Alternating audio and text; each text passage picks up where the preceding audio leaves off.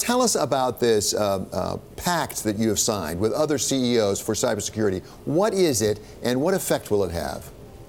Well, actually, the internet now is reaching the industrial world. So instead of worrying about our cell phones or our WhatsApps, now this is about critical infrastructure, manufacturing. So we better come up with something. How can we protect our data from our people, from our machines, from our customers?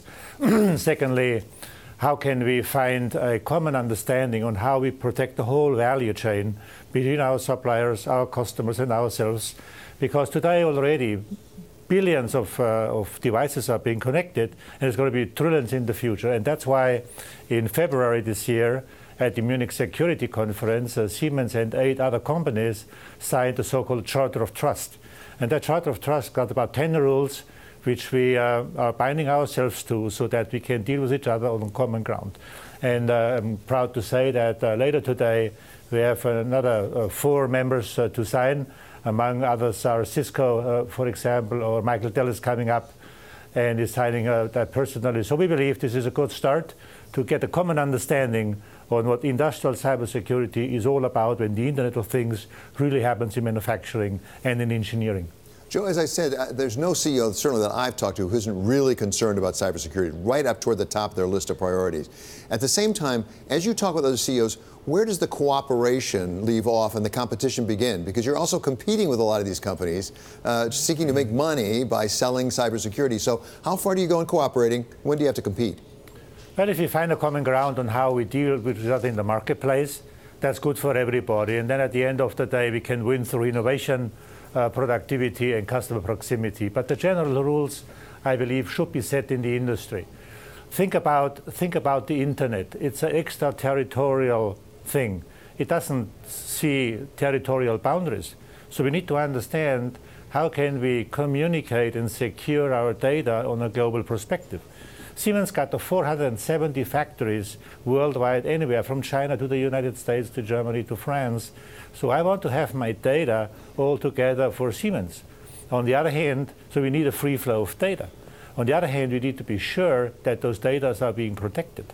And that's something we should work out together in the industry with our customers, for example, on critical infrastructure. And there is no reason not to have our competitors join, because if we deal on common grounds, we have a level playing field where everyone can operate based on innovation and customer proximity. Is it possible for the industry, as a private sector, to get together and set the standards and common ground, or do you need governments to get involved? Because let's be honest, the governments of, for example, China, the United States, and perhaps the European Union would have somewhat different interests.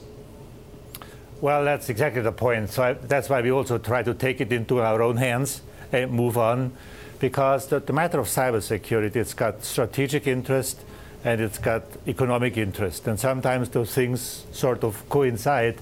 So I guess you are well advised that we do ask the governments to sort of come up with a framework on how to deal with cybersecurity. I actually could imagine to have the cybersecurity component as one matter of global trade accompanied into the WTO, because at some point in time, trading physical goods will become trading virtual goods and information and data. So we need to find a WTO sort of agreement, but that's going to be far away because there is different interests also in terms of strategic ways. So I would rather go ahead now and do it together with our partners. We look at the value chain with our partners, for example, in utilities, in critical infrastructure of electrification. We are doing work now together with the city of Chicago and in New York on how to secure critical power infrastructure. So that's the type of stuff we want to go ahead with. Say, this is our value chain, those are our partners in the value chain, and we agree a common ground of rules so that we can move forward and set the standards in that aspect. Joe, when we're talking about the issue of cybersecurity, do we even really know how big the problem is? Because I know I've talked to the CEOs of some big banks, for example, who really do not want to say how many attacks there have been on their systems for security reasons. They won't tell you. So do we really know? Do you share among yourselves as CEOs how many attacks you've had? Well, I'm actually here later today for the Business Council.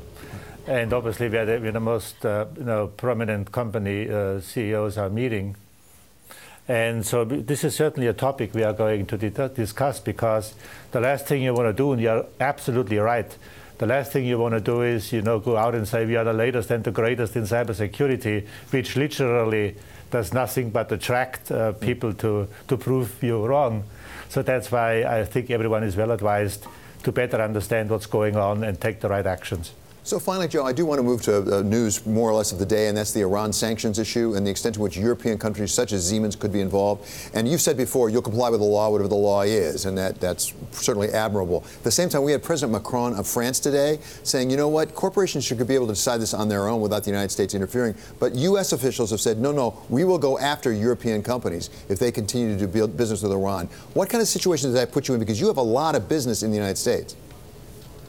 Well, we have values and we have interests, obviously, so we need to balance both in a meaningful way. The United States of America is our biggest Siemens country, with almost 60,000 people working here on more than 20 billion in revenues. So this is not only a great country on its own, but also a very important market. On the other hand, of course, we also would love to have the global political leaders to give us the ground floor, to do what's right. So we need to, as I said earlier, we adhere to the law, we cooperate. So we believe that we can make good on our obligations. And then we need to go see on what exactly does it mean, where at and what, and then we'll cooperate with the authorities, as we have done in the past, to make the best out of it.